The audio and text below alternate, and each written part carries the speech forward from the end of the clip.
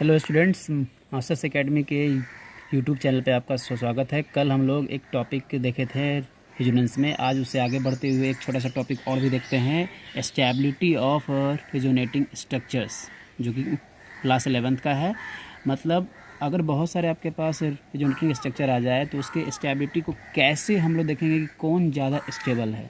इसके लिए बहुत सारे हमारे पास रूल्स हैं, उन सभी रूल को देख करके हम लोग समझ जाएंगे कि किस स्ट्रक्चर का स्टेबिलिटी ज़्यादा है। उसके लिए सबसे पहला जो आपके लिए जो पॉइंट्स है कि सभी each R S is considered as individual structure. जितने भी आर एस हैं वो सभी को क्या कहा जाता है, एक इंडिविजुअल स्ट्रक्चर कहा जाता है। दूसरे पॉइंट में हम लोग देखेंगे कि neutral R S is more stable in comparison to charge one.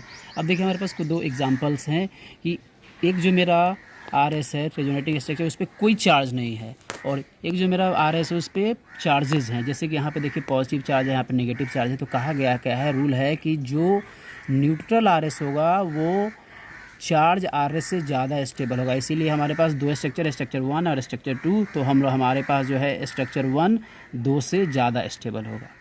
उसी प्रकार थर्ड पॉइंट आप देख सकते हैं कि the R S with more number of covalent bond is more stable. इसका मतलब क्या हुआ कि वैसे आर एस जिनके पास कोवेलेंट बॉन्ड की संख्या ज़्यादा हो, मतलब हम लोग कोवेलेंट बॉन्ड के बारे में जानते हैं कि नॉन मेटल के बीच में जो बॉन्ड बनता है उसे ही क्या बोलते हैं हम लोग, कोवेलेंट बॉन्ड बनते हैं। तो वैसे आर एस जिसमें कोवेलेंट बॉन्ड की संख्या ज़्यादा हो उसे हम लोग ज़्यादा स्टेबल कहते हैं। हमारे पास जो चौथा रूल है इलेक्ट्रोनेगेटिविटी रूल। इलेक्ट्रोनेगेटिविटी रूल का मतलब क्या होता है कि जब when positive charge is present as less electronegative atom stability is more. मतलब कि जब हमारे पास दो स्ट्रक्चर होंगे, उस दो स्ट्रक्चर में वैसे एलिमेंट जिनके पास क्या हो कि पॉजिटिव चार्ज हो लेकिन वो इलेक्ट्रोनेगेटिव कम हो, तो उन्हें हम लोग ज़्यादा स्टेबल मानते हैं। एक सेकंड पॉइंट पे आप देख सकते हैं कि when negative charge is present at more electronegative atom stability is मोर। जैसे देखिए हमारे पास एक एग्जांपल है, एग्जांपल के रूप में हमारे पास है H2N, उसके ऊपर लोन पेयर से CH डबल बॉन्ड OH। देखिए O के ऊपर पॉजिटिव चार्ज है, O के ऊपर पॉजिटिव चार्ज है, तो जैसे ही हमारा यहाँ वाला बॉन्ड उस पॉजिटिव चार्ज को देकर के जो मेरा पाई का इलेक्ट्रॉन है इसके पास चला जाएगा और इसके पॉजिटिविटी को मेंटेन कर देगा। और मेंटेन करने के बाद इस नाइट्रोजन का जो लोन पेयर है, चूँकि जैसे ही ये चार्ज इसको मेंटेन करेगा तो यहाँ पे एक पॉजिटिव चार्ज आ जाएगा। तो उस पॉजिटिविटी को मेंटेन करने के लिए हमारे पास जो लोन पेयर्स है वो यहाँ आ जाएंगे और इस नाइट्रोजन पे भी क्या आ जाएगा, पॉजिटिव चार्ज आ जाएगा। तो अभी हम लोग देखेंगे क्या कि वैसे आर एस क्या होंगे या वैसे एलिमेंट जिसके ऊपर क्या हो कि पॉजिटिव चार्ज हो और वो कम इलेक्ट्रोनेगेटिव हो। आप यहाँ पे देख सकते हैं कि ऑक्सीजन ज़्यादा इलेक्ट्रोनेगेटिव होता है और नाइट्रोजन कम इलेक्ट्रोनेगेटिव होता है, लेकिन नाइट्रोजन के ऊपर पॉजिटिव चार्ज है और ऑक्सीजन के ऊपर कोई चार्ज नहीं। इसीलिए हम लोग क्या कह सकते हैं कि इस दोनों स्ट्रक्चर में वैसे स्ट्रक्चर ज़्यादा स्टेबल हो गए जिनके कम इलेक्ट्रोनेगेटिव एलिमेंट पे पॉजिटिव चार्ज। इसलिए हमारे पास कह सकते हैं here second is more stable than first. उसी प्रकार आप एक और देख सकते हैं rule 5, octet rule. Octet rule का मीनिंग हम लोग पहले से जानते हैं कि कोई भी एलिमेंट जब अपना ऑक्टेट पूरा करती है तो उसे स्टेबल बोलते हैं। तो इसी प्रकार आप यहाँ पे देख सकते हैं कि the structure in which all atoms have complete octet is more stable. वैसे स्ट्रक्चर जिनके सारे एटम्स ऑक्टेट कंप्लीट करते हैं तो उसे हम लोग स्टेबल बोलते हैं। एक नोट में आप देख सकते हैं, if there is a contradiction between octet rule and electronegativity rule then octet rule is preferred. अगर आपको मान लो कि इलेक्ट्रोनेगेटिव रूल और ऑक्टेट रूल में अगर आपको चुनना हो तो हमेशा हम लोग ऑक्टेट रूल को ही प्रीफर करते हैं। जैसे कि आप देख लीजिए हमारे पास 3 एग्जाम्पल हैं, एक ही मॉलिक्यूल के 3 एग्जाम्पल हैं। अब यहाँ पे देखिए, यहाँ पे ये ऑक्टेट कंप्लीट किया हुआ नहीं है, सारे एलिमेंट ऑक्टेट किए हुए नहीं है, तो ये क्या है, इनकम्प्लीट ऑक्टेट। और यहाँ पे क्या है, ये ऑक्टेट कंप्लीट किया हुआ है स्ट्रक्चर 2 और स्ट्रक्चर 3 भी ऑक्टेट कंप्लीट किया हुआ है। तो आपको बताना होगा कि इसमें ज़्यादा स्टेबल कौन है।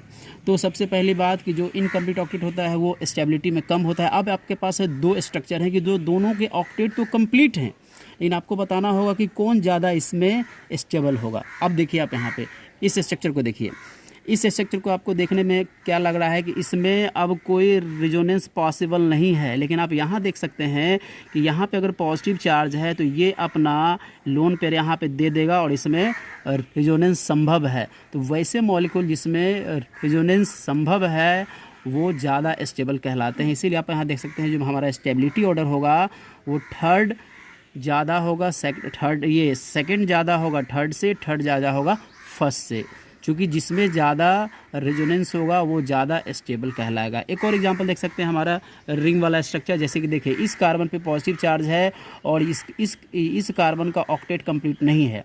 इसीलिए क्या हो रहा है कि यहाँ पे हम लोग क्या कर रहे हैं कि जैसे इस पॉजिटिविटी चार्ज को देखता है ये पाई का इलेक्ट्रॉन, तो वो वहाँ पर जा कर के एक बॉन्ड का फॉर्मेशन करना चाहता है। जैसे ही बॉन्ड का फॉर्मेशन करने जाएगा तो इस कार्बन पे एक पॉजिटिव चार्ज आ जाएगा और उस पॉजिटिव चार्ज को मेंटेन करने के लिए जो Cl का लोन पेयर है वो वहाँ पे चला जाएगा और डबल बॉन्ड का फॉर्मेशन होगा और ये पॉजिटिविटी हट जाएगी। और आप यहाँ पे देख सकते हैं कि इन सभी एटम्स का ऑक्टेट कंप्लीट है और यहाँ पे सभी एटम का ऑक्टेट कंप्लीट नहीं है, यहाँ पे इनकम्प्लीट ऑक्टेट है। इसलिए जो मेरा सेकंड स्ट्रक्चर होगा वो ज़्यादा स्टेबल होगा इन कंपेरिजन टू फर्स्ट से। Rule 6, the highly electronegative atom like oxygen nitrogen में accommodate positive charge then their octet is complete. मतलब कि वैसे हाईली इलेक्ट्रोनेगेटिव एटम जो क्या करेंगे अपने ऊपर पॉजिटिव चार्ज रखेंगे उनका ऑक्टेट कंप्लीट माना जाएगा। आप एग्जांपल में देख सकते हैं यहाँ पे है आपको CH2 है, O है, O के ऊपर लोन पेयर है, CH3 है और यहाँ पे देखिए ये जो लोन पेयर है वो यहाँ जाके डबल बॉन्ड का फॉर्मेशन करता है। यहाँ पे जाके डबल बॉन्ड का फॉर्मेशन अगर करता है तो वो डबल बॉन्ड ये CH2 के साथ डबल बॉन्ड ऑक्सीजन बन जाता है और इस ऑक्सीजन पे एक पॉजिटिव चार्ज आ जाता है। और यहाँ पे हम लोग देख चुके हैं the highly electronegative atom like oxygen nitrogen में accommodate positive charge then their octet is complete. तो इसका ऑक्टेट कंप्लीट माना जाएगा और इसके स्टेबिलिटी को भी ज़्यादा माना जाएगा। एक और एग्जांपल देख सकते हैं CH2 और NH2 के ऊपर लोन पेयर है। अब क्या होगा कि सपोज यहाँ पे अगर पॉजिटिव चार्ज है तो ये जो लोन पेयर है यहाँ जाके बॉन्ड बनाना चाहेगा, डबल बॉन्ड आएगा और इस नाइट्रोजन पे पॉजिटिव चार्ज आ जाएगा। तो आप देख सकते हैं अगर ये स्ट्रक्चर 1 है और स्ट्रक्चर 2 है तो स्ट्रक्चर 1 का ऑक्टेट कंप्लीट नहीं है लेकिन स्ट्रक्चर 2 का ऑक्टेट कंप्लीट है, चूँकि नाइट्रोजन पे कोई पॉजिटिव चार्ज आ गया है और सेकेंड ज़्यादा स्टेबल होगा फर्स्ट से। उसी प्रकार एक सवाल आप देख सकते हैं यहाँ पे, बहुत इंपॉर्टेंट क्वेश्चन भी बहुत बार एग्जाम में पूछा जा चुका है, which structure is more stable. आप देख सकते हैं कि दोनों स्ट्रक्चर लगभग सेम हैं लेकिन स्टेबिलिटी के हिसाब से ज़्यादा स्टेबल कौन है। आप देख सकते हैं यहाँ पे CH2 पे माइनस है, ये स्ट्रक्चर 1 है और CH डबल बॉन्ड CH पे पॉजिटिव चार्ज और O पे लोन पेयर है। और यहाँ पे देखिए इस CH पे देखिए और इस CH पे देखिए, इस CH पे पॉजिटिव चार्ज है, इस CH पे नेगेटिव चार्ज है। यहाँ ऑक्सीजन पे लोन पेयर है, यहाँ ऑक्सीजन पे लोन पेयर है।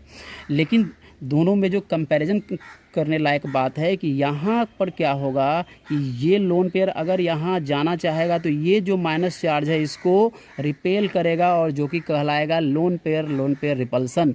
लोन पेयर रिपल्सन होने की वजह से ये पूरा स्ट्रक्चर इस स्ट्रक्चर के कंपैरिजन में बहुत ही कम स्टेबल होगा। इसलिए हम लोग कह सकते हैं कि first structure is more stable than second structure. So आज के लिए इतना ही। कल कुछ और वीडियो के साथ आएंगे, इसके आगे का जो भी टॉपिक है उसे बताएंगे। आई होप आपको समझ में आया होगा। Thank you.